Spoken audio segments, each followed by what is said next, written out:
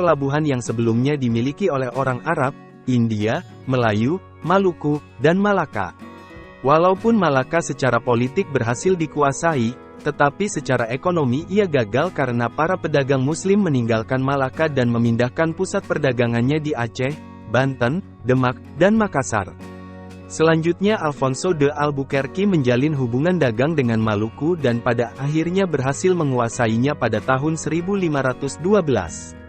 Sedangkan di Spanyol, penjelajahan diawali oleh Christopher Columbus pada tahun 1492. Ia adalah pelaut dari Genoa, Italia yang mengabdi pada Raja Spanyol. Ia ditugaskan untuk menjelajahi bumi belahan timur.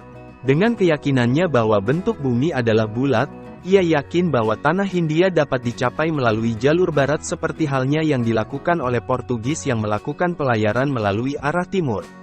Akhirnya rombongan tersebut bertolak dari Polos, Spanyol menyeberangi Samudera Atlantik selama 2 bulan dan akhirnya sampai di Kepulauan Bahama.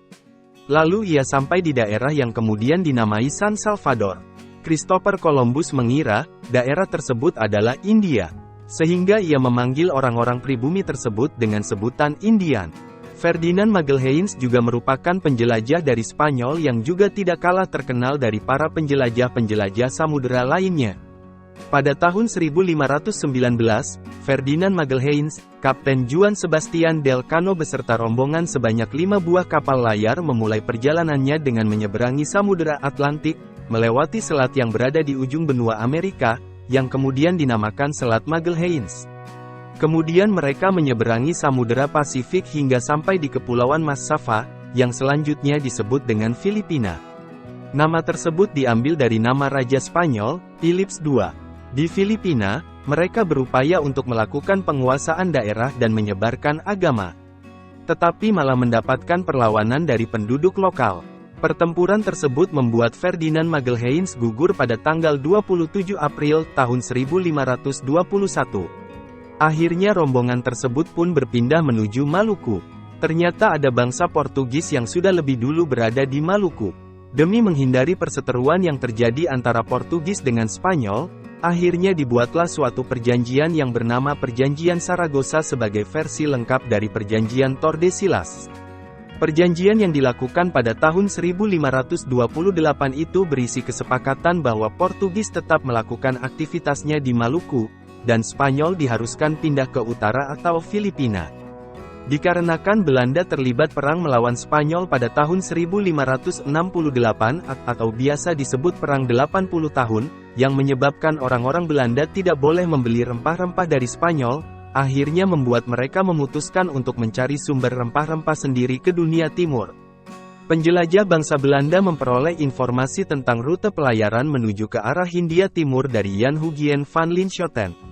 Ia adalah orang Belanda yang pernah ikut dalam ekspedisi Portugis ke Hindia Timur yang kemudian kisah perjalanannya ia tuliskan di buku dengan judul, Itinerario Voyage of the Seventh Near East of the Portugales Indians, yang berarti catatan perjalanan ke timur, atau Hindia Portugis.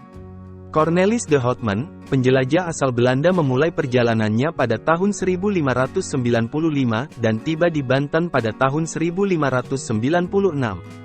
Tetapi karena ditolak oleh penduduk lokal, mereka hanya mendapat sedikit rempah-rempah. Perjalanan pun dilanjutkan ke arah timur melewati Madura dan Bali hingga sampai di Maluku. Dikarenakan rombongan Cornelis de Houtman selama di Nusantara mendapat banyak konflik terhadap penduduk setempat yang menyebabkan awak kapalnya banyak yang tewas, akhirnya mereka kembali ke Belanda 1597 beserta rempah-rempah yang berhasil didapat. Meski keuntungan atas rempah-rempah yang dibawa Cornelis de Houtman tidak seberapa, tapi itu membuka mata para pedagang Belanda bahwa mereka sebenarnya mampu untuk mencapai daerah penghasil rempah-rempah tersebut. Akhirnya, perusahaan dagang bernama Oud Company memiliki rencana untuk melakukan pelayaran ke Hindia Timur dengan mengutus Jacob van Neck untuk menuju Nusantara. Rombongan itu tiba di Banten pada tahun 1598. Berbekal pengalaman atas kejadian yang telah dialami oleh Cornelis de Houtman, rombongan Jacob van Neck disambut baik di Banten. Akhirnya rombongan tersebut dapat kembali ke Belanda dengan membawa banyak sekali rempah-rempah. Sekembalinya Jacob van Neck, para pedagang Belanda mulai berbondong-bondong menuju ke Nusantara.